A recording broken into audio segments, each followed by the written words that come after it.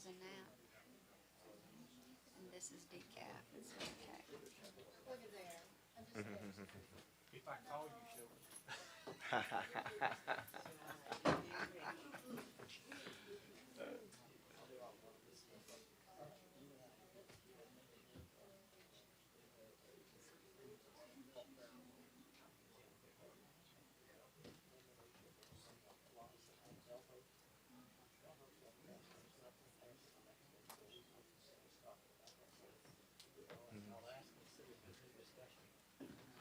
What's going on, Queen? Oh, man. All right. Okay, I get you. Hey, straighten at the bottom. Can't take it.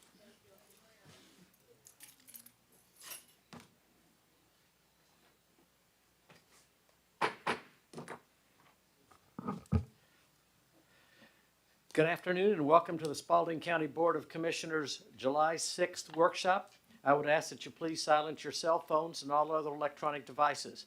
I would ask that Commissioner Gwen Flowers Taylor of District 1 to lead us in the invocation, and that Commissioner Reggie Watts of District 4 to lead us in the pledge to the flag. If you'll join me, please. Father, I stand here before you today, just really ashamed that I have not thought about you all day. I ask you to come into these rooms and make sure that the decisions that we make today are decisions that are going to be the best for Spalding County. I won't forget to thank you for all of our blessings. We are all grateful for life, liberty, and the pursuit of happiness and clean water and good food to eat, and we just thank you for all of those things. But we ask you to continue to guide us as we make these decisions and ask you to be in this room as we deliberate. In Jesus' name we pray, amen. Amen. Amen. Join me in the pledge.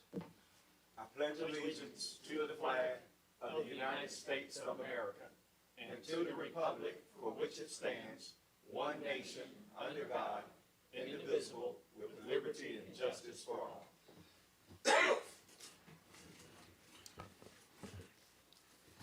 Commissioners, we need to, I'd like to amend the work session agenda to include new item number 8 to discuss regarding the indigent defense for state court. And I'd like for us to amend the work session agenda to add item number 13, discussion regarding Southern Natural Gas request for easement. Do I have a motion? So moved, Mr. Chair. And a second? Second. Any discussion? All those in favor, please signify by raising your hands. 3-0, motion passes. Item number 4, agenda item number 4. Discuss recommendation from PLAC for a joint grand opening date for our Legacy Museum and the Event Center. I believe Ms. Carmichael is here to discuss the recommendation for the joint grand opening.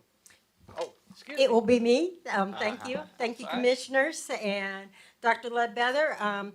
It's the recommendation of Park and Leisure Advisory recommendation hosting the grand opening of our Legacy Museum and the Event Center as a single combined celebration rather than opening them separately.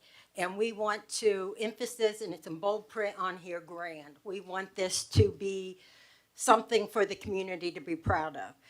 The first reason is we feel it will create the best experience for visitors. The grand opening is expected to attract hundreds of attendees, including local residents, community leaders, and visitors from outside the county. Opening the museum without access to the event center would leave guests gathering primarily in the parking lot and exposed to late September weather conditions. By utilizing both facilities, we can provide comfortable indoor space for visitors, offer activities, presentation, and entertainment in the event center while the guests rotate through the museum tours, better manage crowd, and improve traffic flow. It will create a welcoming, family-friendly atmosphere that reflects positively on the county and the investment made in this project. Our second reason is to allow time for proper preparation. A successful grand opening requires more than simple opening the door. Additional time will allow us to complete the exhibit installations and ensure exhibits are presented at the highest quality. Side note, they're coming tomorrow to start installation. Hire and onboard new office assistant. Mine just quit today, so they'll give us time to get that person hired and trained. Recruit and train volunteers to provide a first-class visitor experience. We feel that continue building momentum. We will continue to build momentum through soft openings. Our objective is to begin welcoming visitors to the museum through a series of soft opening events prior to the official grand opening. These events will allow us to introduce the museum to the community, test operations and visitor flow, gather feedback, and make any necessary adjustments, build excitement and anticipation for the official grand opening celebration. Fourth, this will help us maximize attendance and economic impact. We recommend scheduling the grand opening for September 26, 2026 during the Fairmont Alumni Reunion weekend. This timing provides a unique opportunity to attract former residents and alumni who will already be traveling to the area, increase attendance and community engagement, showcase the museum to individuals who have strong historical and personal connections to Fairmont and Griffin, and generate additional economic activity for local businesses and hospitality partners. By aligning the grand opening with an already established community event, we can capitalize on existing interest and draw a larger audience.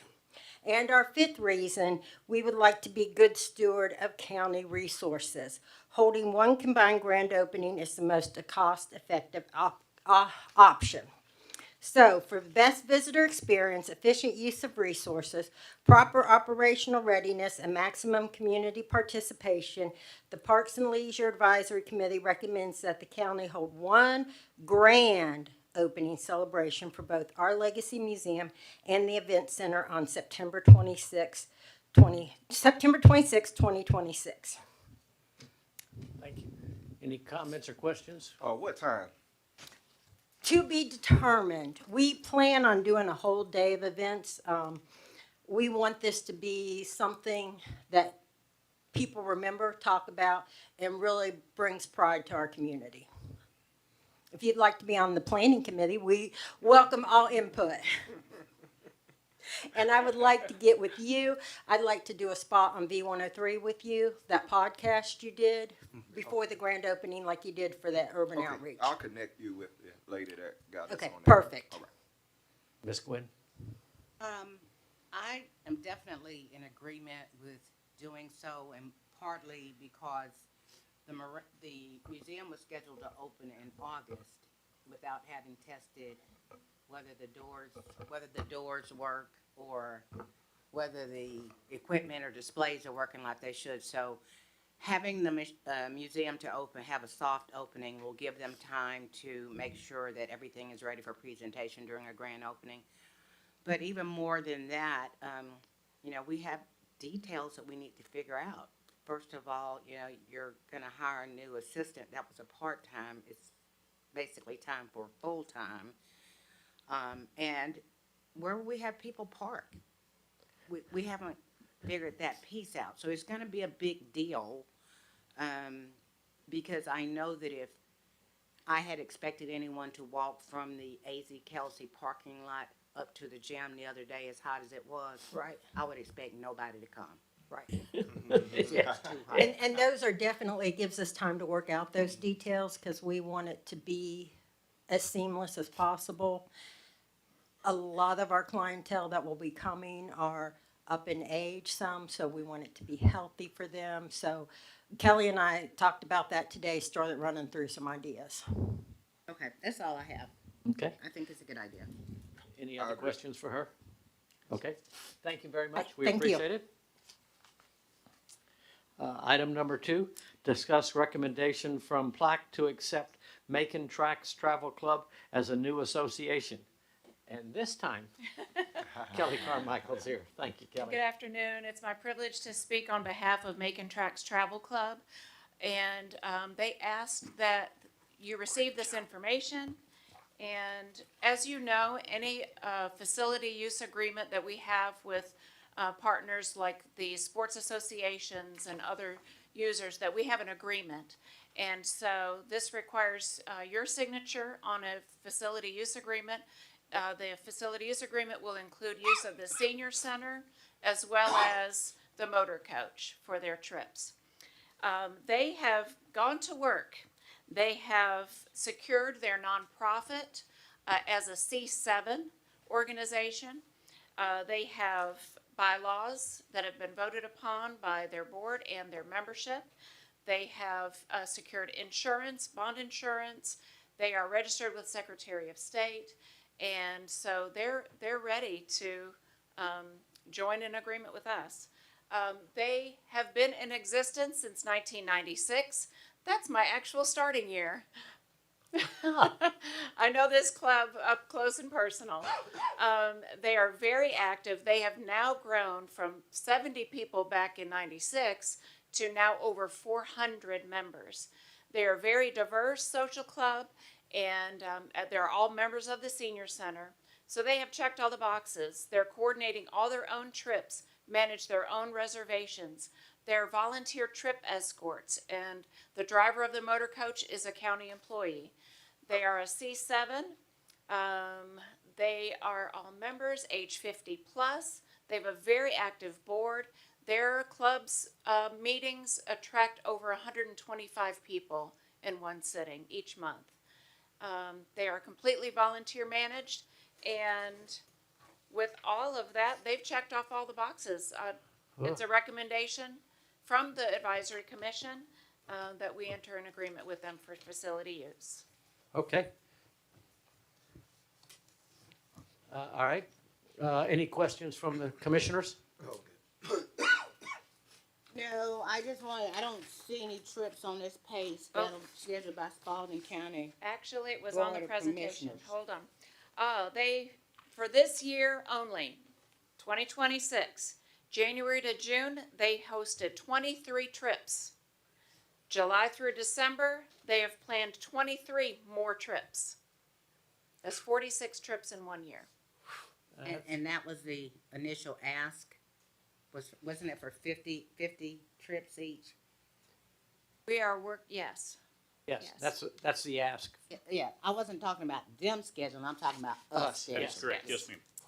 Yes, Just that position, we've not saying. yet received one application.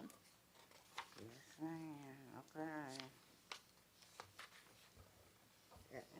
Okay. Will there be any questions for them tonight? Now, they've done everything that is required to become an association. Okay. Thank you very much. Thank you, Kelly. Appreciate it. Item number 3, discuss IGA for the funding of the Griffin Judicial Circuit between Fayette, Pike, Spalding, Upson counties, and the Griffin Judicial Circuit. I believe, Mr. Chairman, it's been reviewed and is approved as to form. I believe Dr. Ledbetter also has a staff recommendation for approval. I do, yes, sir. The proposed intergovernmental agreement creates a fair and transparent method for funding the Griffin Judicial Circuit among Fayette, Pike, Spalding, and Upson counties.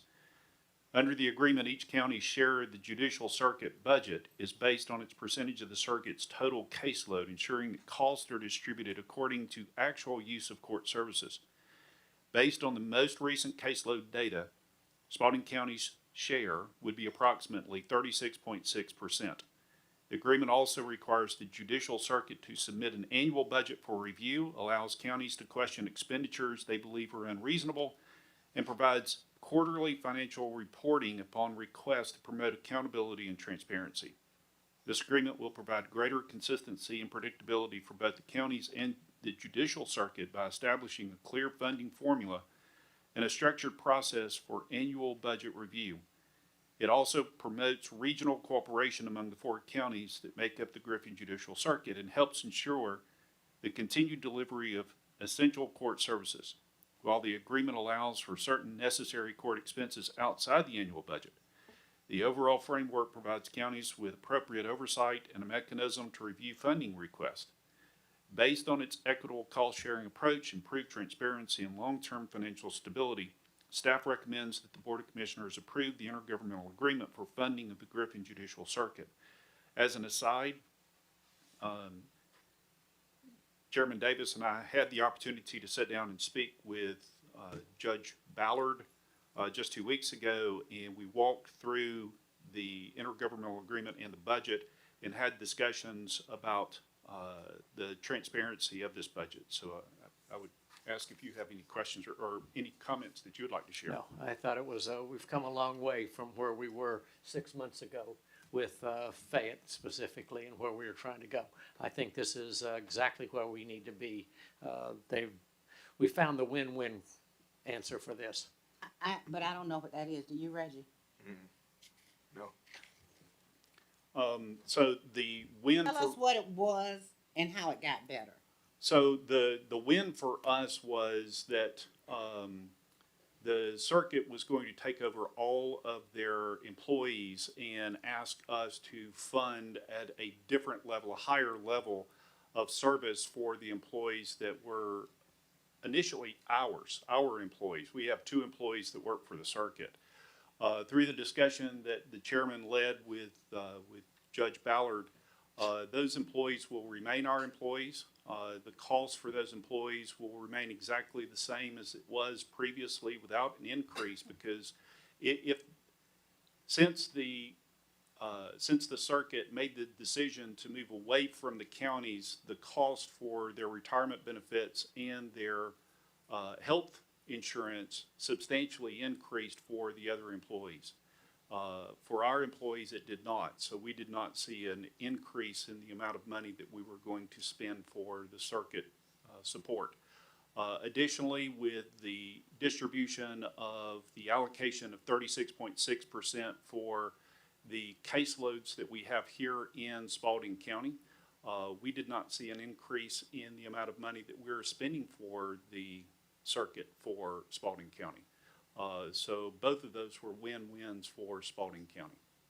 So has our percentage of cases increased or decreased? Because I was kind of understanding that we had the most cases. We are, if you look at the screen, it will provide a little bit more information. You can see that Fayette County is still carrying about 37%. We're at 36.6%. So between us and Fayette County, we carry the vast majority of the caseload for the circuit, almost even. So it is an interesting dynamic. We have seen a small increase in the number of cases that come through the county, 34 to 36%, about 2% over the course of the last year. So for the amount of money that we are allocating for the budget for the circuit to remain consistent year over year for the last 2 years, I'm actually very pleased. So is our MOU, our contract with them different than it was last year? We actually have an IGA now. Previously, we did not. Okay, so, and you said that you had Judge Ballard's budget. My understanding was that they didn't actually submit a budget, and we used the budget from last year to go into 27. And the budget that they submitted is exactly the same as last year. Okay. And The budget's not gonna change, it's gonna. Our budget's not changing from last year to this year for the circuit. Okay, I get it now. And the IGA will has that in there from now on. They have to make sure they show us that. Okay. Okay, any other questions before tonight? All right. Item number 4, discuss the FY 2027 Accountability Court Grant Program Award. Hey, I'm Leslie Huffer, and I'm the coordinator for Leslie, Spalding thank you. County Accountability Court. We received grant funds for fiscal year 27 from the Council of Accountability Court Judges in the amount of $173,176, with a match from the county of 15% for $30,561. So we're just asking the Board of Commissioners just to approve our budget for fiscal year 27.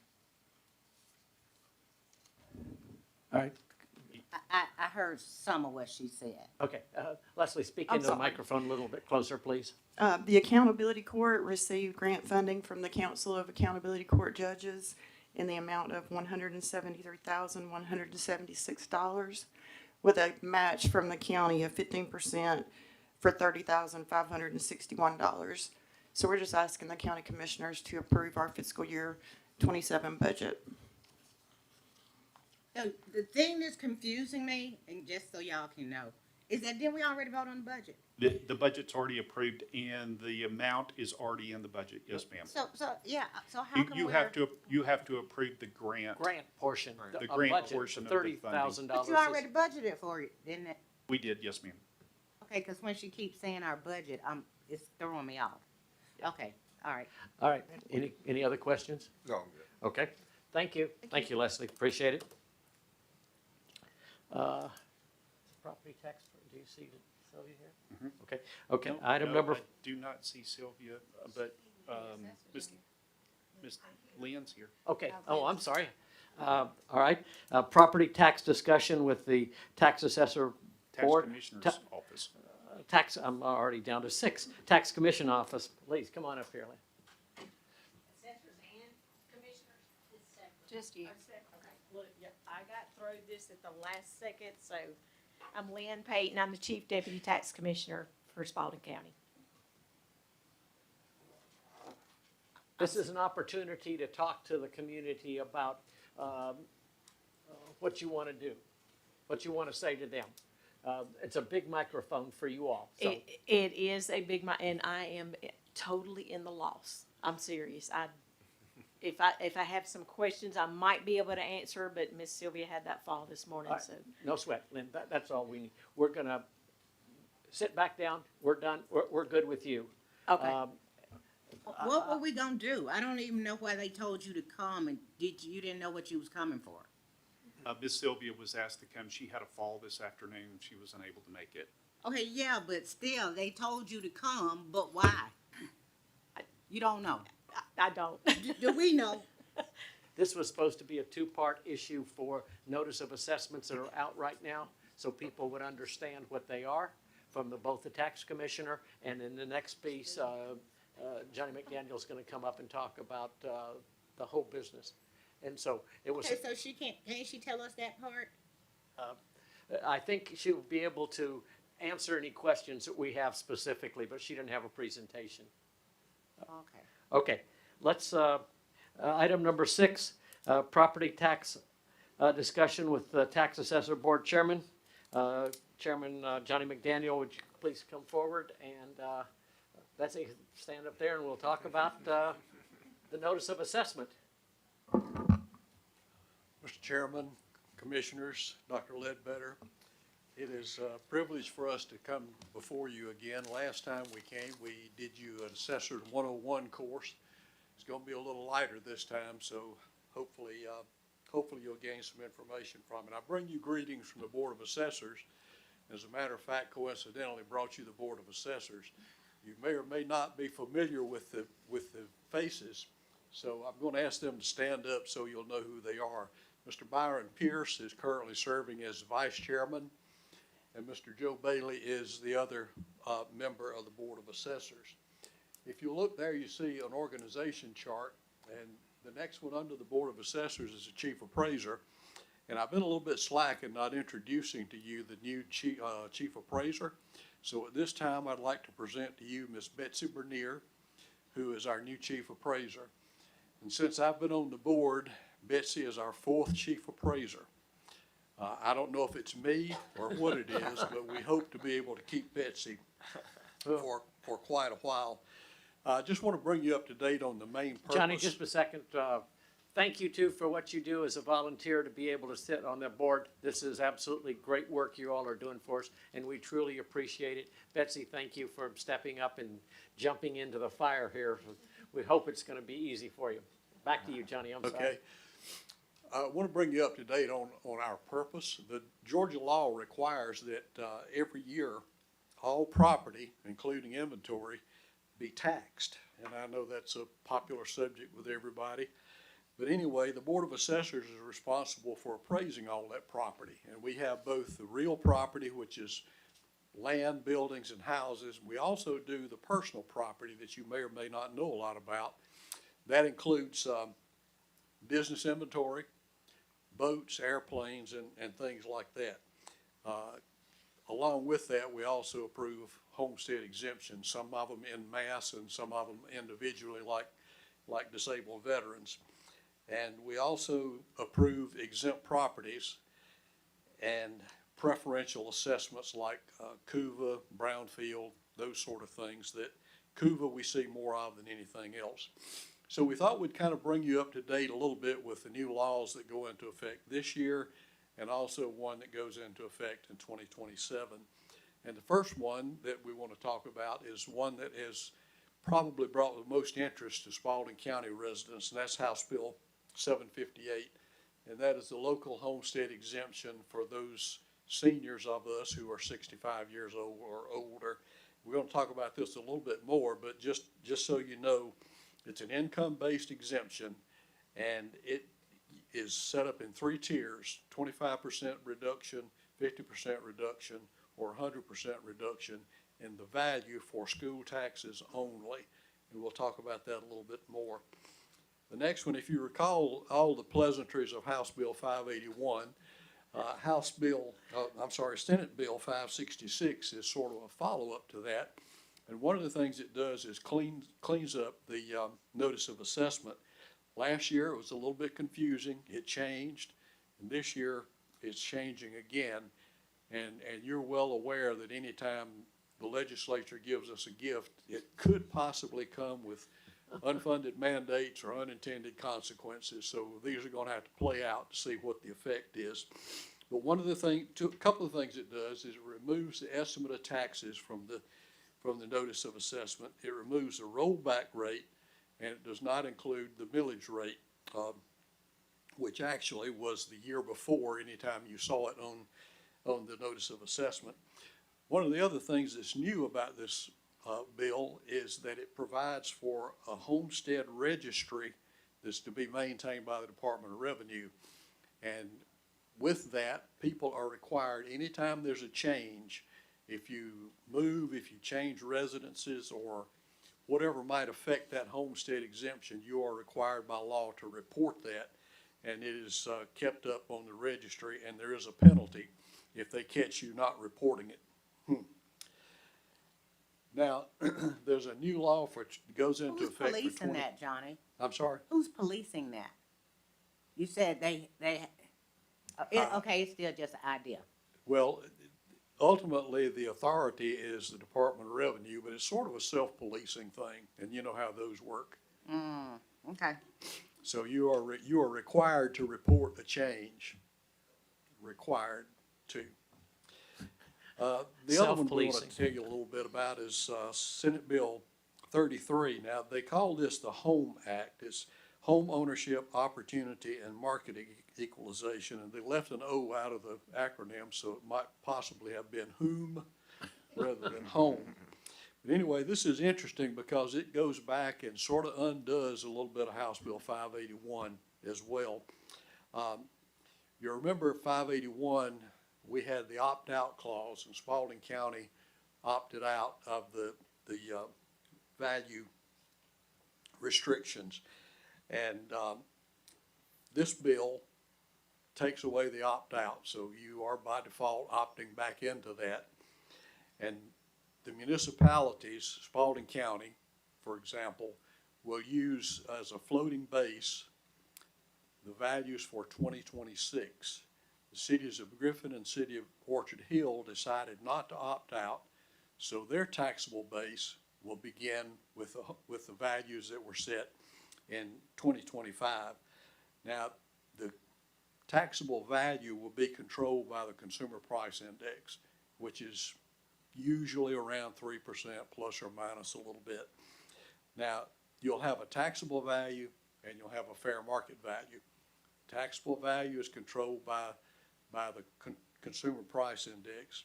Fair market value will still be controlled by the market. And it will be possible, very possible, in fact very likely, that your fair market value could be more than your taxable value. But the opportunity exists for the fair market value to be lower than your taxable value. So if you're a resident of Spalding County, your base is set on your value that's established for this year. If you're in the city of Griffin or the city of Orchard Hill, your base is set for the value that was established in 2025. The exception to that is if you make any substantial improvement to your home. You add a room, you add a deck, you build a swimming pool. Those things are not affected by the cap with the cost of, with the consumer price index. So this Johnny, year we just a set. second. Go ahead. Sorry, Johnny, can I ask one clarifying question? So for clarity, you indicated that the base amount will be frozen for those who live inside the city of Griffin or the city of Orchard Hill at 2025 rates. Right. But only for city taxes. For county taxes, that base rate will be frozen at 2026. Correct. So they will have two different competing numbers on their tax bill. That's going to create some confusion. A lot of unintended consequences, but they don't have to deal with it. So let's take a look at the new notice of assessment. First of all, I want you to know that the notices of assessment were mailed out on June the 8th, and that's important because we have 45-day appeal period from the date they're mailed out. And this notice of assessment has all the contact information. A couple of things that are there is last year's value and this year's value for comparison. And down at the bottom, there's an opportunity for you to review your exemptions and whatever specialized assessments might apply to your property, like CUVA. And that's important. We're going to talk about that a little bit more. So we want you to be aware that there are 4 ways that you can file an appeal. And these, next slide, please. Well, wait a minute. Okay, one more. If you see there, I'm sorry. Let's back up one. I lost a page in my notes. The use of the appeal is to appeal the value. You can apply for a homestead exemption. Now, this year has been a little bit different, along with the other changes, in that you can normally you have to apply for homestead exemption by April the 1st. But this year, with the new law, you can apply for a homestead exemption during the 45-day appeal period. So I would urge you to make sure that you know what your exemptions are that you're eligible for, but especially if you're 65 or over, make sure you have applied for the new school tax exemption. So if you look in the block at the bottom of our example, we give you the instructions for filing an appeal, and there are 4 different ways that you can do that. Next slide. And they may or may not be in the order of reliability, but the first way is the website, and we give you on there an address, but you can also go to the Spalding website and go down to departments or government, and you'll find tax assessors. And I'm really not sure why we're called tax assessors, because we don't do taxes, but that's just a burden we bear. The first way and the easiest way, and probably the most accurate way, is to go onto the website, and there, I'll show you that website in a minute. There you'll find qpublic.net/ga/Spalding. You can click there, or you can go directly to the website, and you will find an application for appeal purposes. The second best way, or maybe the first, is to apply in person. You can come down to our address at 419 East Solomon Street, and someone will be glad to help you out. Then another opportunity is by email, and we have our email on the notice of assessment. And then the fourth and the least reliable of all is snail mail. And you can mail that to our address at 419 East Solomon. One of the things that we have to deal with each year is we're required to send these out by U.S. mail. And one of the things we have to deal with is return mail. And it's amazing how many of those are returned to us. And we try to work those out. And one of the ways we do it is we give a list of all items that we have not been able to resolve, and that's posted in the courthouse. So you'd think that people who have paid taxes for more than 1 year know that every year they're going to get a notice of assessment. And we try to put in public places, and one of those being on the county website, a notice that they have gone out, and people need to be on the lookout for it. Now, back to that school homestead exemption. You can file for that at the tax commissioner's office, and that is broken into 3 tiers based on your income. And certain incomes are exempt from that, but you have to be willing to show how much money you make to go down and get it. And they will take care of you there, and by the amount of income you have that's qualifying income, determines whether you have 25% of your value reduced, 50%, or 100% of that value for school tax purposes. That may again turn out to be a law of unintended consequences, but we'll see how that works. Now I'm going to let Betsy give you an update on the appeals for this year.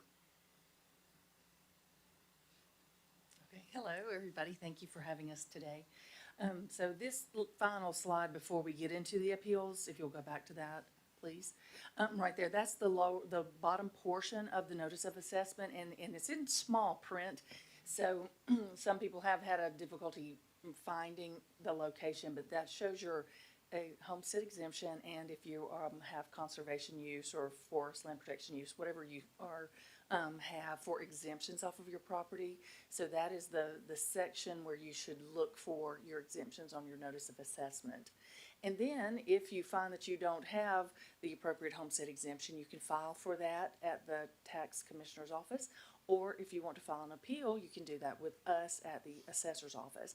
And so on the next slide, it shows that for the 2026 season so far, the notices went out on June the 3rd. So as of July the 2nd, which was about 25 days into the appeal period, our office had received 194 appeals.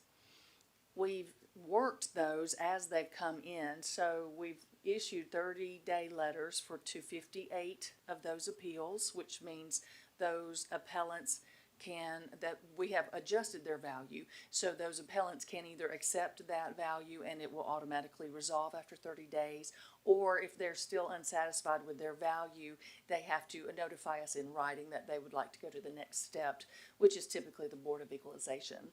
But we've issued 58 of those letters, and then no change letters. We have 54 of those that were mailed out already, and that means we looked at their appeal, we looked at their value, and we decided that we feel like this is the best value for their property. So we've issued a no change letter, and that means the file will automatically go to their next level, which is typically Board of Equalization for residential properties. Some commercial properties select hearing officer, so it would be in that case for those. But that leaves about 77 active as of July the 2nd, and then we have already resolved 5 as of last week. So we are steadily working these appeals as they come. And so in comparison to the 2025 number of appeals that were received versus what we're seeing now, it's fairly similar. We are trending a little bit higher. Like at our current 2026 amount of 194 appeals, at the same 25-day mark for 2025 appeals, they had received 178 appeals in the office. So we're trending a little bit higher right now, and that's okay.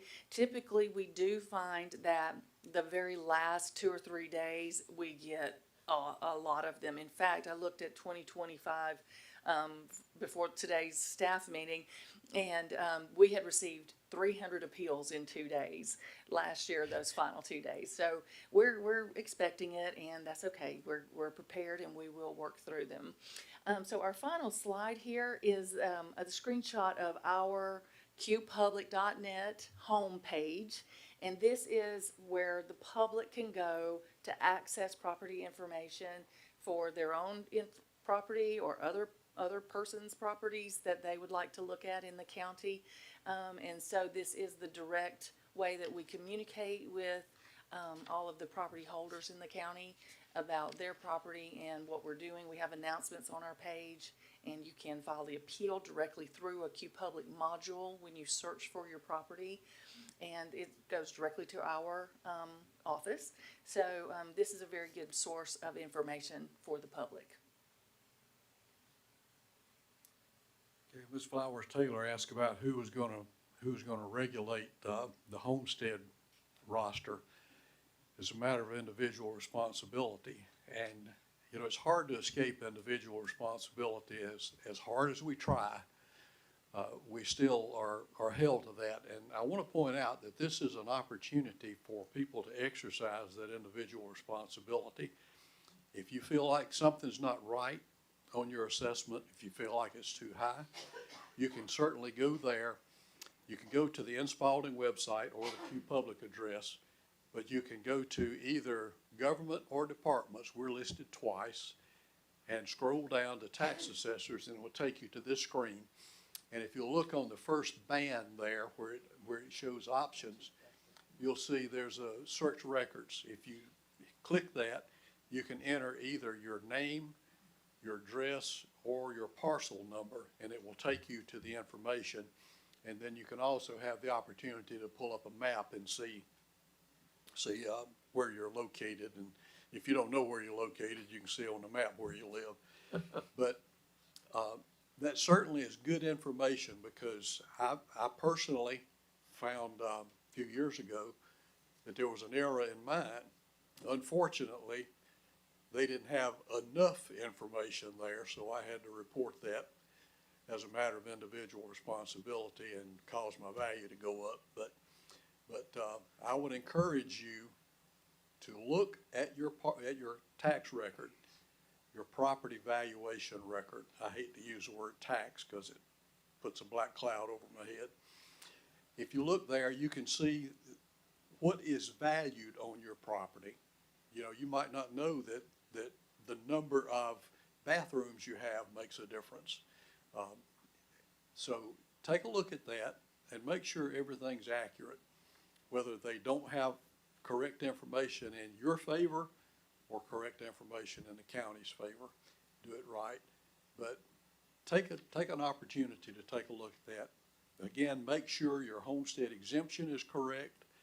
And, you know, we want you to take full advantage of the homestead exemption. So there are age-related categories, there are income-related categories, and then there's the school tax homestead exemption.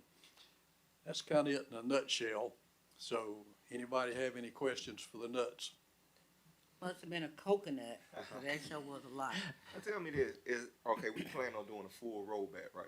Is this gonna affect that in any way? So the valuations of the property, the gross digest across the county always impacts our millage rate. Big. It is a part of the math equation that is calculating in support of our millage rate. Well, we're Lowering ready to the say millage we're rate. gonna do a full rollback. It is the intent to do a Yes. full rollback Full for this rollback. year. What we know from them now. Okay. Yes. Still a full rollback. Lynn, Ms. Lynn, have you got any comments you would like to make now that you've seen this part of the presentation? No, sir, other than the time for appeal, she said make sure Okay, in case the public couldn't hear that, time for appeals is right now. You have till 23 July to be able to get 23rd it is the in. deadline. So if you missed the first window, the tax commissioner opened it up, let everybody come until 1 April, then shut it down, because that was what you were supposed to do. And now it opens up again when the notice of assessment went out, and it goes till the time your appeals could stop, so 23 July. So if you haven't got if you're over 65 and you've qualified for the school tax exemptions, you still have time to be able to go in there. And having done this, I'm well over 65, it only takes, other than the line, it takes about 10 minutes at the outside. You just walk in there with your 1099s and your W-2s and say, here they are, and they say, thank you, and then they'll give it back to you and say, this is how the numbers add up, and you say yes or no, and then they put it, you sign it, and walk off, and a little later on, it's all gonna be added into your stuff. So, you've listened to a couple of issues that are awkward, city issue versus county issue, school board issue, school tax issues. So it is a lot of different ways of looking at ages. You've listened to Johnny say and all that stuff. So it is a little bit complicated. Excuse me. If you want to know how to do it, go to see Miss Lynn or come and see Miss Betsy, and we'll be able to help you through that. Miss Gwen? I do have some questions. How, Ms. Bernier, how many people do you have working the tax assessor's office? We have a staff of 7 at this time. So what was your title before? I was specialized assessment appraiser when I was prior to becoming the chief appraiser. Okay. So you gotta hire somebody to do what it is that you were doing? Yes, and we're already, have an internal application for the deputy chief position. So really, we're gonna separate out, the deputy chief and set aside the specialized assessment appraiser for a later date. So we're looking at reorganizing in that manner. Cause there Okay. was not a deputy chief in place for the last 2 years, when Robbie Williams took over as the chief appraiser. He was singular in that role. Okay, I'm asking you that because it was brought to my attention that someone said they came in to do an appeal and nobody in there looked like them. In other words, Okay. everybody in your office is white. Okay. So as the new person, just be aware that there are other people of other races who probably can Yes. do a job there. Nothing Yes. personal against you. Oh, no, But I I'm just understand. sharing what was shared with me. Okay, yes, thank you. The other thing I wanted to ask is, and this may not be you guys, it may be the tax commissioner's office. Do you guys collect statistical data on the numbers of I know you get the numbers of people total who put in for these appeals, or I guess the tax commissioner's office would be the one who would know about the homestead exemptions. But I'm interested to know, or I would like to know if you guys are interested in knowing, are they mostly women? Are they men? Are they black? Are they Hispanic? Are they white? And I'm asking you that because based on what the population should be for people who would be eligible, how closely are we letting people know? Is everybody knowing that? And that's why I'm asking about that information, if you guys would have that. And the same thing for the tax commissioner's office. How many school exemptions did you guys actually get that people applied for? What were the demographics of the individuals? Because clearly you would have to have their income, maybe their age and sex. I don't know. But I think that it's important that we don't miss the statistic, because while we're busy trying to follow all the rules of the government, this is a great opportunity. Are we making sure that everybody's able to benefit from it, is what I'm trying to get Is the at. word getting to some of the people? Right, so Both I'm sections. I'm just trying to see if you are keeping up with what that information looks like as you're having this info to come in. For the appeal process, no, we don't know who lives in the houses. All we look at are we do get the name of ownership, so we know that there are owners, whether it's a singular owner or a corporate owner or whatever, but we don't know demographic information on the property, so that would not be something that we would be able to do from the appeal process. But we do mail every single property owner a notice of assessment, so everyone has that piece of paper that gives them the opportunity to file an appeal. Now, Lynn may know about how they track for the homestead exemption applications. And just a little note that Miss Sylvia gave me before she left, she just said to let you know that the first homestead applications were accepted from January to April 1st. We received 3,554.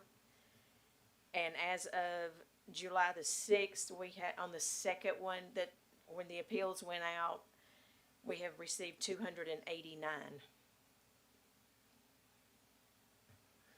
Yeah, Ms. Gwen, your issue is really people, groups being Whether or able to not get the information. specific groups are aware that they can get the Yeah. exemption. Yes. And, I mean, because when I say 3,554, I can almost say, okay, that's Sun City. And it could be nobody else in the county. Those numbers could be there. So, yeah, that's my concern, is just trying to find out. We can't tell y'all what to do, okay? I understand that. I get that. I'm just sharing with you what, when there are calls or complaints that come to us, these are the things that people share and what they're really asking about how it's working. That's all I got. Yeah, okay, all right. Thank you, Lynn, thank you, Johnny, thank you, Betsy, we appreciate. If I might just add, Ms. Flowers Taylor, we're somewhat limited as far as getting information out. Obviously, on the Spalding County website, there's social media that we take advantage of. There's the Griffin Daily News. And I don't think we do radio stations, do we? No. We're required to use the Griffin Daily News because that's the official organ. I don't like that word, but that's the official organ for Spalding County. Is it And- still? And It the other, still is, Yes, legal organ. Yeah. and the other big thing, obviously, is word of mouth. So it's kind of hard to get it to everybody. We've got over 33,000 parcels in Spalding County. We've got 8 appraisers, including Betsy. To manage those, we're required to see each one of those once every 3 years. So, but we are kind of limited on getting the word out because there are a lot of people that don't have access to those particular. That's Kinds not of their media of things. choice. I'm sorry. And that's just, not that this is an original problem for you. We have a lot of the same thing here, but it doesn't negate the fact that we need to look at how to better get the message out. Mr. McDaniel, we can utilize the Pastor Alliance, I think. Ministerial allowance. Yes, Uh-huh. that'll get information out a lot better too. And, that's our citizen engagement person. If we can tell them it needs to get to these places, she can work that for us. That's the kind of the issue that if she's told that, she can do that. We gotta get the information to us so that we know to be able to get it to them. But Okay. the most available tool to every property owner is the notice of assessment, because it does go out and it gives you hopefully all the information. And I'd like to say, that I can back this up, that we have a very helpful staff back there at the annex. So if not, we'd like to know that, because if there's a problem, we certainly would like to fix it. So please be in touch, and thank you for this opportunity. Thank you for and sharing, thank you Johnny. Yes, Thank sir. you for giving me the opportunity to serve the community. Thank you. Thank you, Chairman. We appreciate it. Thank you, Lynn. Item number 7, discuss bid for award for the indigent defense for the juvenile court of Spalding County. Dr. Ledbetter? Thank you, Mr. Chairman. After reviewing the submitted proposals for juvenile court indigent defense services, staff recommends that the Spalding County Board of Commissioners approve the contract award to Sullivan and Ogletree at an annual cost of $340,000. It is important to note that both Sullivan and Ogletree, along with Childress and Justice, are well-qualified firms with experience in indigent defense services, and either firm would serve the citizens of Spalding County well. Sullivan and Ogletree demonstrated extensive institutional knowledge, proven performance within the Spalding County juvenile court system, and an established local presence that would provide continuity and quality representation for indigent juveniles and families appearing before the court. The proposal submitted by Childress and Justice reflected a cost of $420,000 annually for a dependency service, while Sullivan and Ogletree proposed an annual cost of $340,000. Because both firms are capable and qualified to perform the required services, cost became the determining factor in staff's recommendation. The Sullivan and Ogletree proposal provides an annual savings of approximately $80,000 to Spalding County while still ensuring experienced and qualified legal representation. For these reasons, staff recommends that the board approve the award of the juvenile court indigent defense services contract to Sullivan and Ogletree at an annual cost of $340,000 as it represents the best overall value to the citizens and taxpayers of Spalding County. Staff worked alongside the juvenile court judge to make sure that we had input from the court system in this recommendation. And at this time, we'd be prepared to answer any questions that you may have. I see Judge Ott out there is, I do got questions. okay? I'm trying to go in here and find the actual MOU, because I believe that, wasn't Sullivan and Ogletree our indigent defense people to begin with? And part of the reason that we didn't select them is because they had bad customer service. So how do we, y'all looking crazy over there, did I say something wrong? Okay. It is my understanding that they were the indigent defense for state court, That's correct.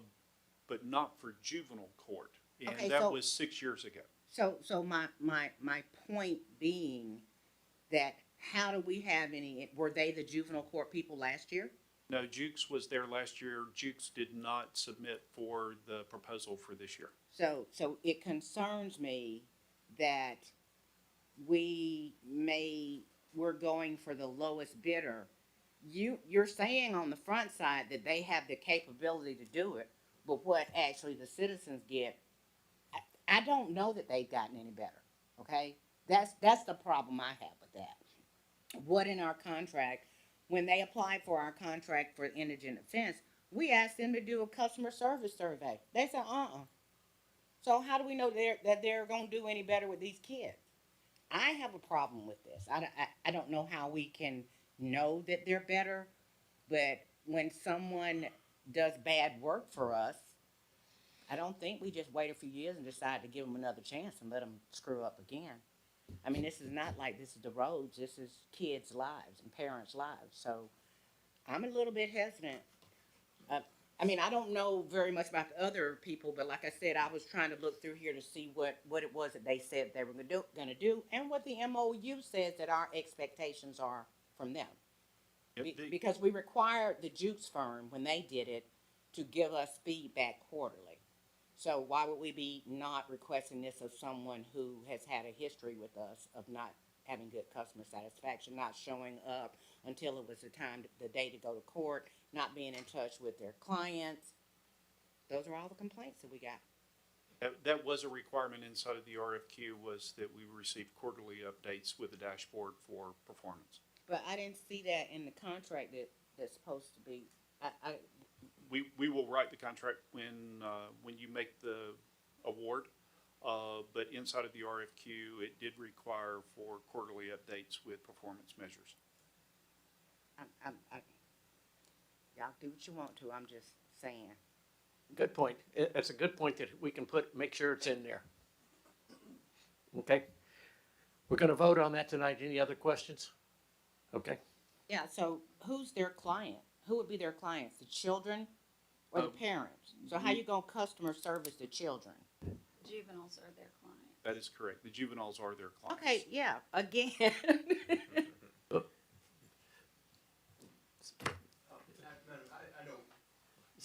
Judge Ott, please step forward. Thank you for being here. Yeah, I'm gonna regret it. I'm not teasing you. Yeah, Judge Ashman probably is, but, so this particular, contract, and thank you for your questions. This is who would represent the parents in what we call dependency, abuse or neglect cases. So typically, and I hate this is a big problem we have, we typically only have mom. And so mom is entitled to a lawyer, and that's who would provide the lawyer for mom. So then we have dad. Fortunately, maybe dad joins us, then they would be responsible for having dad a lawyer. I have one case with 4 fathers, so that's 5 lawyers, and they would be responsible for that. So then, in that case, Judge Ott, you should be able to understand my concern in terms of whether or not the clients are actually receiving the best representation and service. It's been, and they're For what- working. I'm Because sorry. they don't know if they're receiving good service. They're just trying to keep from either going to jail or having their kid taken away. So, and they're not lawyers. So that is my concern. If this firm would be representing the adults, how do we know that you called them back when they called and tried to find out when their court date was, or you talked to them before it was time to figure something out? The only answer I have is as we work through the requests for qualifications, and then we did meet with the applicants, that is required. It's going to be, it's, the word is dashboard, and that's new to me, forgive me, please. But that they would have to have, I saw a survey, and I don't know, other than, of course, what we hear in court. If someone comes to court and says, I haven't heard from my lawyer in a month, those would be things we would know. Right, but Otherwise, nobody's asking them if they've heard from their lawyer. Cause they Okay. get to court and they just glad somebody's there. That's the point I'm making. They don't have a victim's assistance person to help them. They have that attorney, and that attorney is basically showing up. I'm not saying they're doing it now, but this is what they were doing. Showing up the day before court or the day of court and telling their clients what they needed to plead for. I just have a bad taste in my mouth certainly, about that happening in that particular arena. it's not acceptable. These are your children. Yeah. Yeah. Someone's Okay. gonna take your children, you would be entitled to not a lawyer, but a qualified lawyer. So for us, accepting the bid means that whatever we come up with or whatever we decide to do in the contract, because if we require them to do something in the contract and they don't wanna do it, then we give them the bid? How does that work? So yeah, I'm not good with that. That's a good point. Yeah, you're walking a fine line here, aren't you? Well, juvenile court, I'm not. Yeah, I'm rarely yeah. in juvenile court. I was in juvenile court more when I was a public defender, and they'd call and say, "Hey, we need 3 extra lawyers for various, because every kid gets their own lawyer, and every parent, and so we'd go, oh crap, One time I had to go in jeans. I said, I'm not dressed for court. They said, we need a lawyer right now. Get down here. You okay? One of the things that we should certainly make sure whoever gets this bid is going to have, I'm going to say the proper attitude for juvenile court. Juvenile court, everyone involved in juvenile court, how do I put this the right way? The people they're charged are also victims. That's the whole idea. The system has failed you. Your parents have failed you. Adults around you have failed you. You shouldn't be here, and you wouldn't be if everything had worked like it should have. And in the past, again, not naming names, I've seen people in juvenile courtrooms during court hearings literally picking on the juveniles. We're taking your daughter. You just wait. And it's like, what is happening? If this was happening in Judge Thacker's courtroom or another courtroom, like, that would be contempt. Hey, shut up. And it not from the gallery. People employed by the court. And again, I don't want to name names, but if everyone in the room isn't on board for, hey, how do we help in these situations, then they shouldn't be in the room. My mentor when I was a public defender, the guy that was assigned to sort of train me, had been doing it for so long, rest his soul now, he wouldn't stand up to make objections. Because he was just like, I know I'm going to lose this objection. And it was like, hey, you should retire. If your heart's not in this anymore to zealously defend your client, then there's the door, man. And I've seen that a lot, not just here, but in other places. But it's especially sad when you've got a juvenile and you've got somebody sitting on the side that's antagonistically going after them, and you're going, hey, wait a minute. Maybe it's the best thing for you to take the newborn from this 15-year-old mother who can't support it. And maybe there's a level of award of the state, which is, again, why I don't do juvenile. I just don't have the heart that I could see. But to pick on a 15-year-old new mother, like aggressively in court, that person shouldn't be there. That's not what juvenile court's for. So whoever gets they need to understand what's going on. They need to understand that in order to get a juvenile court, be a part of the juvenile court, you have to have a level of heart that admittedly I don't have. This is why I don't do juvenile, because I wouldn't be able to sleep at night seeing all the tragedy that Judge Ott and others go through in there on a daily basis. But if you don't have that heart, don't apply for it. Don't see the paycheck and go, oh, I could do that. So whoever gets the contract, we need to make sure has the right heart for it. And again, it's not me. I can't go in there and see that kind of tragedy and still go home and sleep at night. So it takes the special kind. But that's kind of our job, is sort of that gatekeeper of, hey, maybe you have the right skill. Hey, your bid's the right way so we can protect the taxpayers. But there's more than just that, especially with juvenile court. I just have a problem approving a bid when I don't really know what it is that we're gonna get. And because I didn't get to read all the stuff from Childers and other people. I'm not ready to vote on that, because I think that this is an important issue, and I would like to be able to see in writing. I see what the RFPs are saying, but saying that you're going to report to us or make us a dashboard doesn't tell me what you're gonna do. It doesn't tell me how you're gonna have contact with those people. I've purposely been out of the loop of this.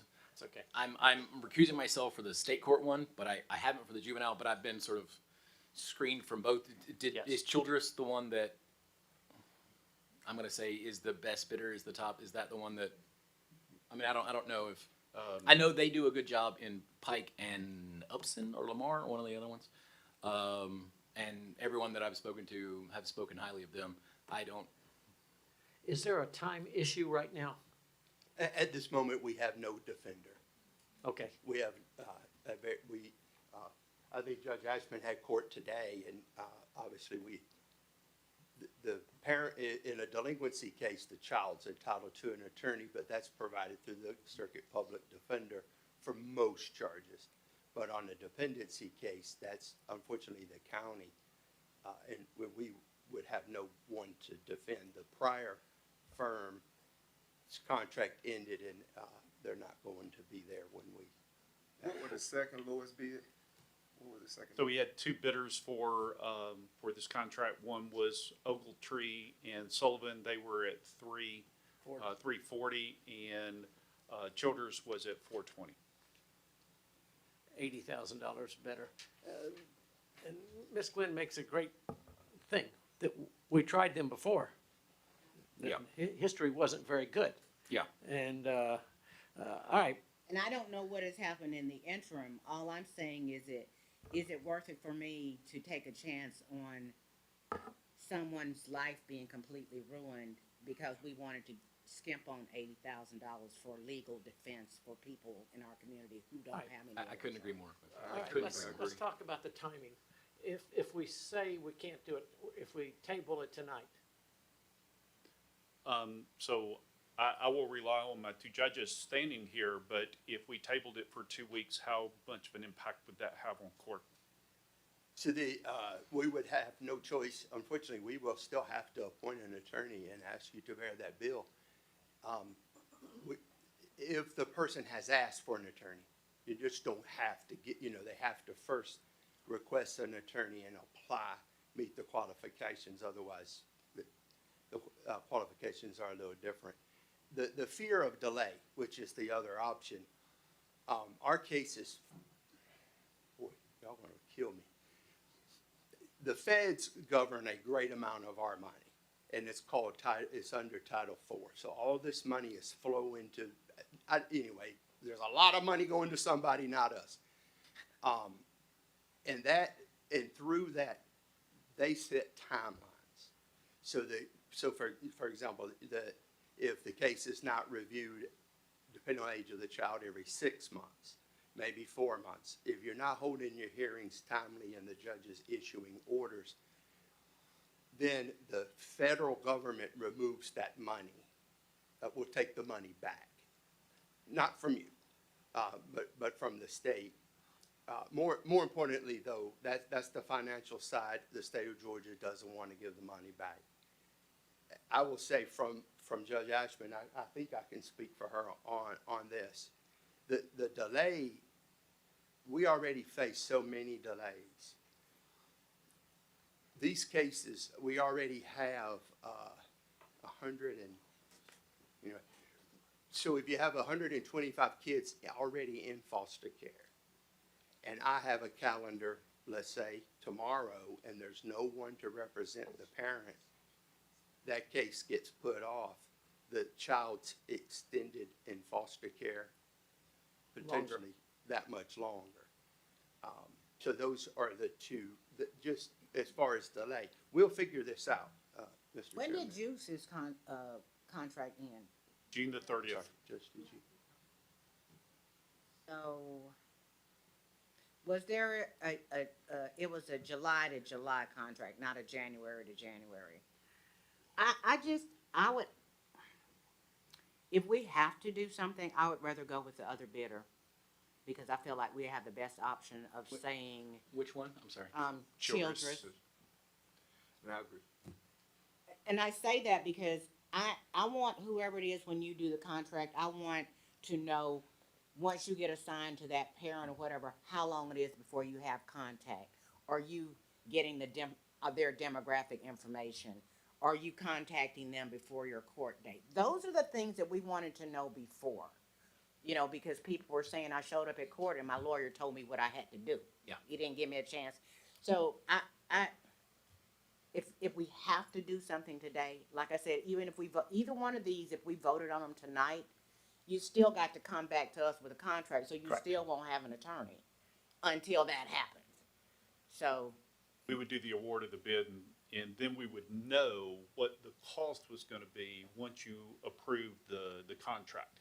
But I do agree with you that there's an opportunity for us to bring the contract back to you. At least then the judges would know who they would need to appoint the attorney to represent between now and the time you appointed or approved the contract. We did share with both of the firms that they were required to comply with the RFQ, which required them to do quarterly updates in the dashboard. I do appreciate your position that you know, you have some residents with regards to Ogletree and Sullivan based on prior experience. If that's your position, then we would respectfully request that you approve the award based on the direction that you think is best for the county, and then we will bring back a contract for you to approve at the next meeting in July, which will be the 20th. So that actually supports and helps our judges, because we are, I'm not gonna tell you we're at risk right now, but because they could make an appointment of an attorney. The challenge is, if they make the appointment of the attorney outside of what the contract's gonna be, then there's a risk of having more funds that would be allocated for those attorneys, which I don't disagree. I think that's a great thing, because it affords us the opportunity to take care of the kids who are in our community. It just puts us in a position where we've got to find the funds to. But we're not to doing that at this satisfy. meeting. We would vote on We it would vote the tonight. contract on the 20th. That's correct. No, I mean, Tonight. Tonight, you're we're not voting voting on right now at all for anything, Correct. right? We're just going through these things. Right. right, but Tonight he you will said vote tonight they want us to award. vote on who to award this bid to. Yeah, well, which one of So those maybe two? I'll have some time in between this, but yeah, that's how come we went to somebody else. And thank goodness not for your time on the board, to be able to have seen that, to be able to walk back in here and say, hey, here's what the issue was before. So I'm Less thankful money for is not that. always good. You're not wrong. All right, we'll look at it again tonight, but between now and tonight, talk among ourselves. If we've got issues with either one of the judges, we can get to them and say, hey, talk to us about it. Issue that we need to discuss with the judges, not with the judges. We have no issues with you guys. You're Oh, fantastic. thank He didn't mean it to. Excuse me, let's make sure I got that right. Thank you very much. All right, anything else before on this? Thank you, judges. Thank you, We guys. appreciate you both coming. Sure. Item number 8, discuss bid award for the indigent defense of the state court, Spalding County. Dr. Ledbetter? Thank you, Mr. Chairman. This, Oh, yeah. Just so everybody knows, he can't be in the room when this is discussed. He is on one side and the defense is on the prosecution basically is on the other side. So he has to be out of the room when this goes on, so he doesn't give faces or do stuff like that with us. this too was properly bid through a certified process that we go through for all of our bids in the county. And we received 3 respondents for this contract. One is through the Jukes Law Firm. Their bid for the proposal was $429,000. Sexton and Moody was the second lowest. They were at $450,000. And then Sullivan and Ogletree were number 3 for this proposal at $788,000. All 3 firms demonstrated the qualifications and experience necessary to provide indigent defense services for the State Court of Spalding County. Staff found each respondent capable of meeting the county's operational and professional requirements. However, after carefully considering qualifications, experience, service capabilities, and overall value to the county, staff recommends awarding the contract to Jukes Law Firm. Given that all respondents were determined to be qualified, cost became a significant differentiator in the evaluation process. Additionally, Jukes has provided us with annual reports that support their performance for our community. Jukes Law Firm submitted the lowest responsive proposal at $429,000 annually, representing a savings of $21,000 annually compared to Sexton and $359,000 annually compared to Sullivan and Ogletree. Staff believes Jukes Law Firm provides the best overall value to Spalding County and recommends approval for the contract award. Questions? Comments on it? My only question was gonna be, have they done what we asked them to do? Yes, Have we ma'am, they got have. any complaints from people? I've If not we heard haven't- any complaints Okay. about Jukes. I've heard nothing but positives. Okay. All right, we'll vote on this tonight. Anything else on that? That's Okay. it. Nope. All right, we're moving on. Item number 9, discuss guardian ad litem GAL bid award for juvenile court. Dr. Ledbetter? Dr. Ledbetter, does somebody wanna get Commissioner Dutton? Yes. You start. Okay.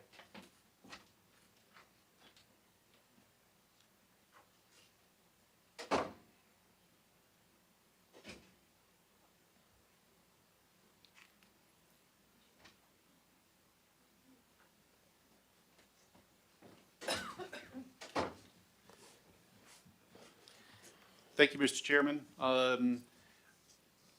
So following a review of the submitted qualifications, personal interviews with respondents, and input from juvenile court Judge Ott, staff finds that both Morton and Associates, specifically Ms. Jessie Smith, and M. Crawford Franklin Law, specifically Kathleen Franklin, are highly qualified and capable of providing guardian ad litem services for Spalding County. Morton and Associates demonstrated significant experience in juvenile court matters, child advocacy, dependency cases, and guardian ad litem representation. Attorney Jessie Smith currently serves as a GAL capacity, has completed the required Georgia Child Attorney GAL training, and has extensive experience investigating cases, interviewing children and families, preparing reports, and making recommendations to the court regarding the best interest of children. The firm's qualifications reflect a strong understanding of the juvenile justice system and the responsibilities associated with GAL appointments. M. Crawford Franklin Law likewise presented excellent credentials and specialized experience in juvenile law, child advocacy, dependency proceedings, and GAL services. Attorney Kathleen Franklin possesses substantial experience representing and advocating for children and families, maintains the required GAL certifications, and demonstrated a thorough understanding of child welfare, case investigation, and courtroom advocacy. Her submission also reflected a strong commitment to timely case management, communication, and serving the best interest of children involved in juvenile court proceedings. Based on the qualifications submitted, the interview process, and the professional assessment provided by Judge Ott, staff believes that either firm would serve Spalding County and the juvenile court exceptionally well. Both respondents possesses the education, training, and experience, along with professional commitment necessary to effectively represent the best interest of our children. So, staff is making the recommendation that you appoint both. And the reason for that is because at our meetings with the juvenile court judge, we learned that there are approximately 146 children that are currently in the GAL program. And as a result, that's going to take more than one GAL attorney to support this effort. So staff's recommendation is that we appoint, or that the Board of Commissioners appoint both of these to the GAL process. With that, I would entertain any questions. I don't think that's a terrible idea. There's always, there's a lot of work there. All right, how is this for money? Yeah, I was gonna ask. So the money would be the same because the amount that both attorneys will charge to the county will be the exact same amount per the case. But it's a So per case it's a per case cost. So But you don't think that they'll be able to do more if they have two? I think that they will be able to do twice as much as they have, if they have two, which will better serve our community. Right, but won't that make them need more money if they have to have a second person doing it? We don't foresee that. The judge and I had a conversation specifically about what the cost would be. And if the judge would like to come back up and have a conversation, but both judges, if you're so inclined, because we based our staff's recommendation on the conversations that we had with the judge in support of this effort. Well, I don't think that it's a bad idea. I'm just simply saying, if you're able to do more cases, that means you have twice the work, which means that whatever it costs to do that job for that one task, you're doing it twice. I mean, Well, you're the- able to. the cost is, And then it would be Yeah, the same number of. the cost is based on the number of children that are placed into the guardian ad litem program. So if the judge places more in that program, then yes, the cost would go up. But the charge for supporting those children in that program would not increase simply because the attorney would add more people. The judge is the one that adds people to that program. So if the judge added more people, it would still cost us more. Okay, you're saying add more people, like more clients. Correct. Well, that's what I was saying. You got twice. But it's up to the judge, not up Yeah. to the attorney. As far as any other costs, that's not our problem, right? The attorney accepts the fee, and if they need staff, That's on them. that's their problem. If they need Okay. more staff, we've never provided staff for a guardian ad litem. That's within their contracted amount. So that would be just however many children are in, the bulk of these children are in foster care, and each child is entitled to a guardian ad litem. We did believe with two, I hate to keep going, but I love it. We did believe with, and I had heard this consistently from attorney Charles O'Neill, who served as guardian ad litem for 21 years. Wow. I cannot even talk to all these children. It's just so many. So we thought if we could divide that, the Supreme Court has been paying a great deal of attention to representation of parents and children in juvenile court, to the point that they have sent observers to courts to see that advocacy, that representation. So it is certainly, from the judge's point of view, that you would have at this point half the number of cases as the prior guardian. Georgia's code gives a very long list of obligations of the guardian ad litem. One person was unable, but I would truly expect, if we've cut this in half, that the person doing it will do all of those things on the list. Okay. including talk to every child. That can't I be. get it, yeah. Okay, I think that's a great idea. I mean, Oh. especially just being able to have two people available instead of Yeah. one, because if something happens to one, you're out the ball game. You're completely done. I think the other issue here too is, if you keep getting the same opinion from the same, but if you have two, then you can go, wait, yours always says one thing and yours always says the other way. Maybe there's a bias or something, and so you can kind of weigh the level of fairness that there being if there's actually two different opinions that are generated, So I love the idea of Well, going to both. Judge Ott and I actually had that conversation about affording each of these guardian ad litems to be placed in the courts, and then every 6 months to rotate them between courts so that you have a different vantage point, a different view for how those types of reports are generated back to the court system. And I think that's a brilliant idea in support of our kids for our community.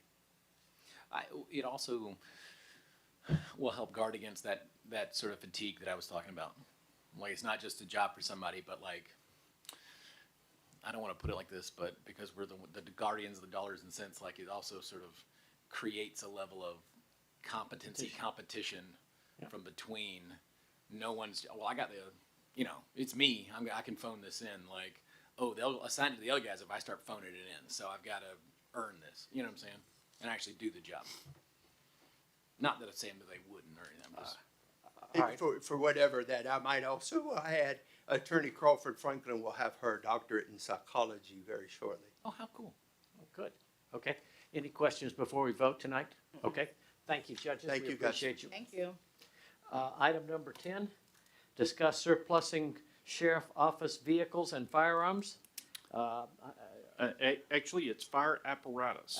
Excuse me. So the surplus piece of equipment that you're going to see this evening What is the sheriff's is office for a 1989 Ford Grumman Firecat. It's not what you see on the screen, but it is a similar type of piece of equipment that is in the sheriff's office and our fire department that definitely needs to be surplused. It's my understanding that each time it gets cranked, you would think that it was spraying what we grew up with in the late 70s, early 70s to take care of the mosquitoes. It's really, really bad. It barely runs, and it needs to be surplus so that we can get rid of it. How about one piece of equipment? One piece of equipment. All right. Anybody got any questions before tonight? The sheriff's department got that? That was my question. It is a sheriff's office vehicle that will be surplus, yes, ma'am. Okay. Okay. All right. James? What procedure are they using to surplus it? Like, I mean, is it just going on like one of those .gubs that's like, anybody want to buy this, or are they? The answer to that question is yes, unless. And the unless is if this was previously owned by the Forestry Commission, then it would go back to the Forestry okay. Commission. All right. Any other questions on this? We've been using equipment from years ago that we did not purchase. We actually inherited or took it from other agencies. All right. Item number 11, discuss the FY 2027 Juvenile Justice Incentive Grant Program. Mr. Larry Wallace is here. Thank you, judges, for coming. Thank you. They're not going anywhere. Good afternoon, Chairman Davis, members of the board, Dr. Ledbetter. Come before you today to request acceptance of the FY 27 Juvenile Justice Incentive Grant Award of $200,000 from the Georgia Criminal Justice Coordinating Council. With Spalding County serving as the fiscal agent for the Griffin Judicial Circuit. The award is to administer evidence-based juvenile justice programming for medium to high-risk youth ages 11 to 17 who are referred through the juvenile court system. Before getting into the current award, I do want to highlight accomplishments from the previous award. FY 26, Spalding County implemented Thinking for a Change for the first time and achieved a 75% program completion rate, meeting the CJCC performance objectives. Equally important, the program completers recorded a 0% recidivism rate, which is definitely an indicator of how effective the program was. What? Wow. 0% recidivism rate? As of right now, yes. And that was kind of the goal of the program, is to make sure that they did not reoffend and did not end up back in any type of custody situations. On the same time, on the other FFT side, which is a program I'll talk briefly about in a second, we have a provider in Fayette County achieved a 100% success discharge rate of youth served throughout the program. These results demonstrate that when these programs are delivered with fidelity, they produce real outcomes for youth and families in our community. The FY27 award supports 2 evidence-based programs. The first is Functional Family Therapy, or FFT, a nationally recognized intervention that engages the entire family system, not just the youth, to reduce recidivism and improve family functioning. By treating the family as the vehicle for change, FFT addresses the root cause of delinquent behavior in a way that court supervision cannot. The second program, as we talked about before, Thinking for a Change, is a cognitive behavioral curriculum that teaches youth to recognize and interrupt thinking patterns that lead to poor decisions and reoffending. One change that is happening this cycle is that both programs will serve youth circuit-wide and across all 4 counties, increasing the number of eligible youth from 22 in Spalding alone to 89 circuit-wide. And this dramatically improves our ability to meet the targets. We currently have an RFP out for service providers for both of those programs. This is a no-match grant, no local dollars required. And at this time, we will answer any questions that you may have for myself or either Judge Ott or Judge Ashman. Yes. So, last year, FFT is this year, or was it last year? FFT has been ongoing in Fayette. We are adding it circuit-wide to serve all 4 counties. But in Spalding, we had Thinking for a Change with FFT in Fayette. Going forward, we'll have both. So, if we're adding FFT this year and you're still having Thinking for a Change, now, do you have someone that's going to coordinate Thinking for a Change? Or That is, we have the RFP out for that, for both services, actually. Grace Harbor provides the services in Fayette. We did select our own Thinking for a Change provider last year. We're putting an RFP out for those who can provide that service, putting it out statewide, so that we receive someone who has provided that service before and continues to do it. So finding a provider who can administer the Working for a Change program, Working for a Change will cover all the counties in our circuit. Correct. Now, this year, we just covered Spalding. Correct. So you have to have a coordinator for those areas as well, or one person will coordinate all of that? So the program pays for a part-time program coordinator that works in the juvenile court office or with juvenile probation. They will coordinate both programs. So they will monitor the youth, they will monitor the performance of both contractors essentially, and so they're monitoring and engaging with CJCC. So there's a part-time program coordinator who monitors all of that.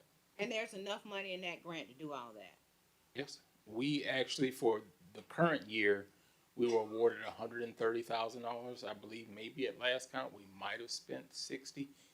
The issue being, we didn't have enough youth in Spalding. Right, to work the program to the So we full did one extent. cohort, didn't have enough youth to continue on, so expanded, go from 22 potentially eligible youth to 89. Yeah, We that'll can make a continue difference. programs throughout the entire year.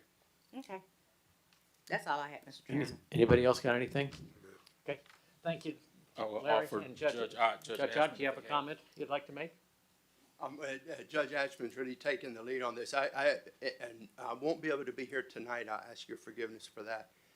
But so while I am here, I just wanted to thank you all. Because it was in fact that we were here, and we presented some numbers to you. Commissioner Flowers-Teller had good words to say about the program, and everybody agreed. And it is from that truly now here we are with at $200,000 coming into Spalding I appreciate the support this board has given us. I truly thank each of you. And we thank you for what you do for our county. This is, as James has said, this is hard work that I'm glad you two are doing and not me. Amen. Judge Ashman, did you, while you're here? I just want to thank, the board and the commissioners for everything.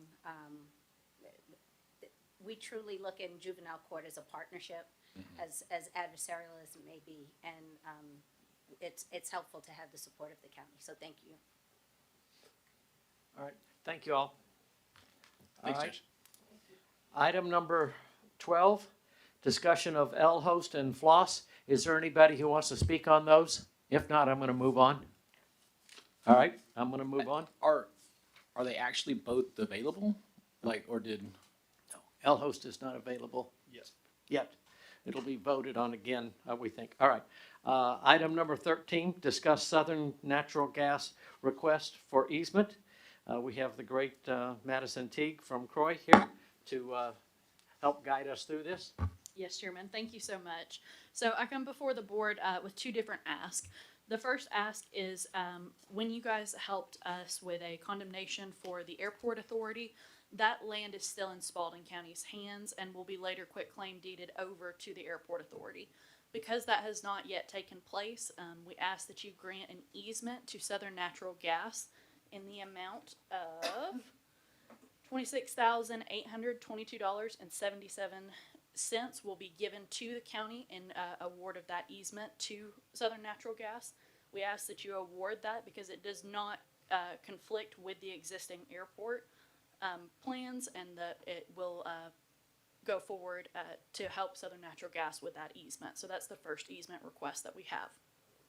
Okay. No, Okay, I don't we don't really understand. have a choice, right? I mean, like, we got to give. I hate to say we never have a choice, but with a large gas line coming through, Yep. most Okay, likely and no. This one, because we're right here, this is another zero-sum game. Over a period of time, we will get the 26.8 back. Well, this 26 is They're paying is coming us. to you, Yeah, they're paying us for an so you easement. don't have to get it back. You're getting it. So instead of. So it's their land, we're holding it, and the people are asking us to do stuff on their land, and then they're gonna pay us because the property's in our name. Correct. And you would either use it as an offset to what the airport already owes you, or which would be the cleanest thing, or to your match. So is this part of the airport plan for that gas, that Southern Natural Gas easement to we go can get it. through the airport property? We've known for a long time, but it was not, when this property was originally planned for the airport, no. Southern Natural Gas had not started sending out their information about the expansion of their line. But it's been more than a year. Correct. Yes, ma'am. That we've been aware of Southern Natural Gas's intentions. Absolutely. Yeah, and this is part of an existing gas corridor. So they have an existing 5 lines and they're adding a 6th line. So we did know that, and this is not impacting any of the design of the runway, taxiway, hangar areas or anything. This is not developable land, so they're expanding that and saying, hey, we're going to take an additional line of easements from that. And in fact, they initially sent out some letters that Robert got in the mail and sent to me. And we didn't believe that they were actually even aware of the airport relocation. So we made them aware of that situation very early. Okay. Okay, that's one. What's the second one? Yes, sir. The second one is for 300 Dundee Lake Road. So this is a Spalding County owned property. Because Southern Natural Gas had already been working with us, they asked if they could continue working with us to get this information before the board. Speaking to Dr. Ledbetter, he asked me to come and present on both of those to you. So this is an additional parcel that is owned by Spalding County and is compensated with an additional $26,229.10. But where is it? Where's the property? I was about to say, do you want me to flip over Yeah, real quick? if you could pull it up real quick. No, hold on, 2 seconds.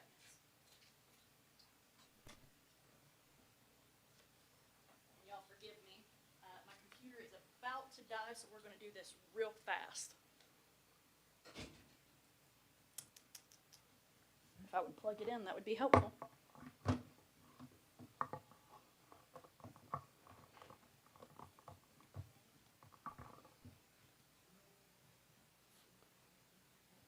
And it just shut down. I apologize. That's okay. Can you Yep. put it back? Lynn, can you pull up Q Public real quick and go to 300 Dundee Lake Road? I apologize, Commissioner. In Madison, this is basically a landlocked piece of property that the county owns, that Southern Natural Gas is asking for the easement and willing to, or is presenting a check for $26,000 and some change for the expansion of their gas line across our property that is landlocked. Oh, it is the purchase of an easement across your landlocked property. Yeah.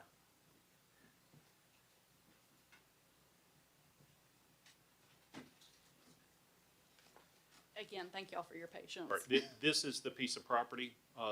It is also, there's a lake there, and I would dare venture that you know where this is. That's our lake? It's our lake, yes, ma'am. I mean, that's Dundee Lake, right? Okay, What, so. where is the easement gonna be in there? So the easement is. There's already going- currently an easement, right? The easement that they are requesting is going to be to the northeast of the lake and run diagonally through. Here in just a moment, I will charge my computer enough to show y'all in between the work session as well, and the work session and the actual board meeting as well, to show that exact. But they have included easement documents, which I believe were included as part of your agenda packet, that And- shows the exact easement bounds. So this easement includes permanent easement, temporary workspace, access road, as well as damages to the parcel. So as with any acquisition, if you are taking something out of this, at the center of it, you're damaging the value of the parcel. So that was included in that 26,000. Okay, that's what they think is worth, cause this is parkland. That you wanna cut diagonally through, and we're supposed to be okay with that. Some of the easements, especially for gas lines, like almost a monthly or even yearly payment. Is this just a one-time? One time. This is a one-time. That's what most of the modern ones are. I just wanted to. All right, Ms. Quinn, state your comment again. I'm saying, she's saying it's diagonal across the top. Either way, that's some of the most wooded areas that we have. And if, what's the easement? Is it gonna be 15 foot wide? Is it gonna be 24 feet wide? Is it gonna be 300 yards long? Do you remember what So, yeah, and again, I will pull up it to show you the exact in a moment, and I apologize for that. It is a 50-foot wide permanent easement, so they will have a 50-foot swath that they'll come through and clear the trees to be able to construct and maintain that gas line. And they maintain the property as well on that permanent easement. So they cut the grass. They make sure that it's well manicured. They put the fence line up around any of the outcroppings of the line that comes up out of the ground for cleaning. But they are responsible for all of that maintenance. But we have access to the property because it's a permanent easement, but we still have access to the property, so we could use that for park and rec if we decided to move in that direction, which I don't foresee that we would. Are these lines above ground or underground? These are underground lines. There are some maintenance areas that are basically, it's a little test tube that kind of sticks above for them to be able to monitor and measure. But at this point, my understanding, and I will pull it back up, is that there are none of those locations on this property, and it would be completely underground. So this is my concern. A regular roadway is only about 35 feet wide. Am I correct? You've got a 15 feet on each lane. 24 foot of road, and then the easement to the left and right is anywhere from 60 to 80 feet. So I mean, we're talking about a big old wide swath. We're talking about wide enough to be a 4-lane. 50 Not a feet- 4-lane, a Yeah, 4-lane. Yeah. Really a two-lane. 50 feet would be a two-lane road. Okay, this is 6 feet. Okay. Okay, a car can fit in this space, a Volkswagen. I'm just saying, when you start to say 50 feet, that's not little. and then you want a SWAT that goes through, we don't even know where, because we can't even see where it is gonna be on the map, This in the room- middle of our park. Would we, This room is 48 feet. would we have access here to to it, here? like to put a walking trail? That's what I'm Or saying, nature that's a trail or big something on old it? swat of land. I'm sorry. No, we put a can't walking like trail build or something? anything there. You But like- own the dirt. They just have an easement.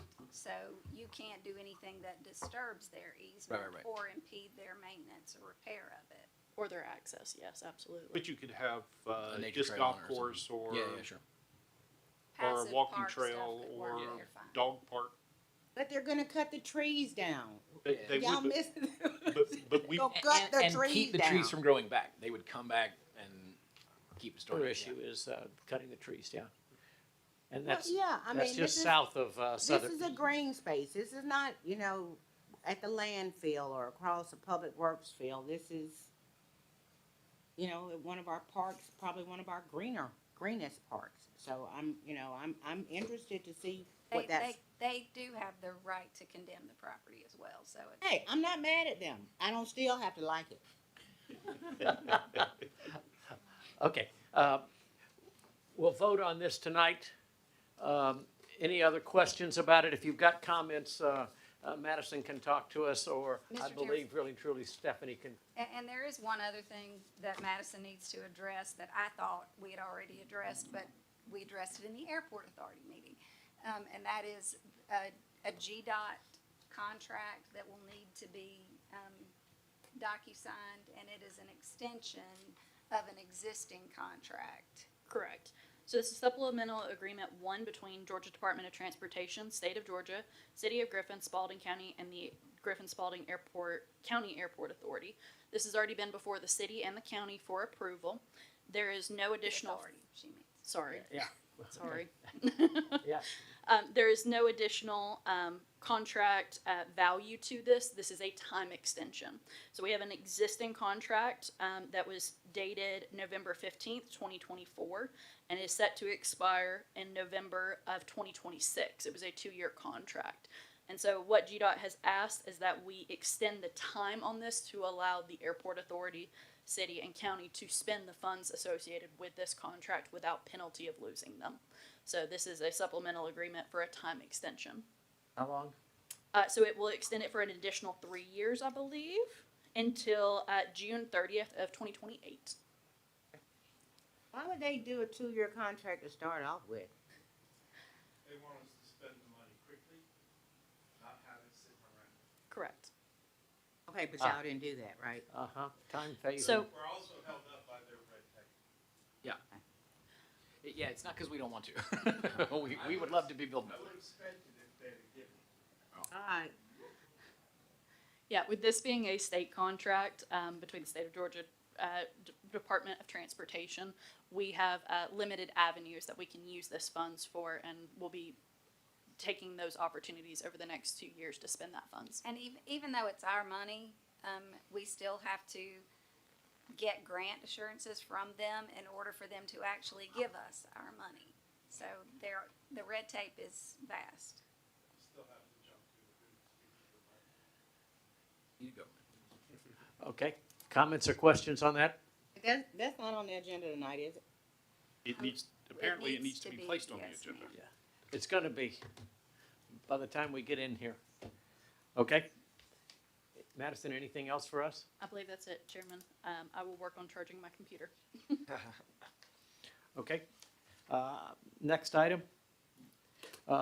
Executive session under the Georgia Open Meetings Act of OCGA 5014-3, authorized by OCGA Section 5014-36 for the purpose of discussions or deliberations on the appointment, employment, compensation, hiring, disciplinary action or dismissal, or periodic evaluation or rating of a county officer or employee as provided by OCGA Section 5014-3-6. Do I have a motion to go into executive session?